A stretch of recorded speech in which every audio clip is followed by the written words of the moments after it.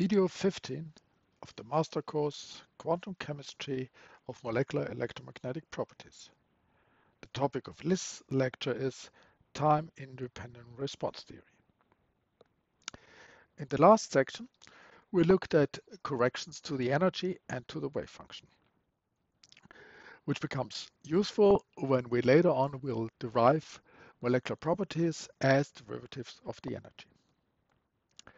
But we will later also see that we are not only interested in properties derived as derivatives of the energy, but also properties derived as derivatives of an expectation value. So in this small chapter, I want to apply now perturbation theory to any kind of a property which can be calculated as an expectation value. And in order to make it more general, I want to look at an observable P, whose quantum mechanical operator in the presence of external fields is also field dependent. So the operator consists of a part which is independent of a field and a part which is linear in some component of the external field. Now the expectation value of this operator then in the presence of the field is here, where the wave function of course depends on the field. And our operator also depends on the field. So I have two terms, one with the part of the operator which is independent of the field and the field-dependent wave function, and the part where also the operator depends on the field. Now in order to calculate this field-dependent expectation value of our field-dependent operator, I'm going to expand my field-dependent wave function again in different orders. And here I will already stop after, or I only write up the terms to first order in the wave function. So we'll get a term where I have expectation value with a zeroth order wave function, both for the part of the operator which is field independent and for the part of the operator which depends on the field. And then I will have two terms where I have a first order correction to the wave function. One where I have it in the ket and one where I have it in the pra.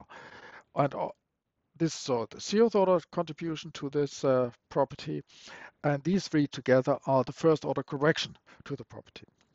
And all the higher terms are, or all the following terms are then either second order or higher order in the field. So these three terms here, they are first order corrections to our perturbation.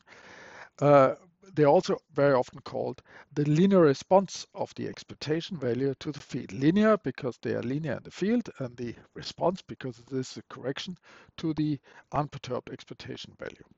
And therefore this whole section what we can call time-independent response theory. Now, if I use my expressions for the first order wave function from the last section, and I use the expression for the first order correction to the operator from section 3.1, then I'll arrive at this expression here. Here I have again the unperturbed expectation value, and here I have the expectation value with the unperturbed wave function, but with the first order operator, which consists of these two operators O, which only depend on either positions, canonical momentum, or spin of the electrons, times the corresponding component of the external field. And then I get an expression coming from the first order correction to the wave function, which is again the sum over states expression as we had it before. Now the expressions which we have derived here for the first order corrections to our expectation value, meaning the linear response of the expectation value to the external field, we could also have derived those as the first derivative of our second order energy correction, as we had it in the chapter just before, with respect to the alpha component of the field here.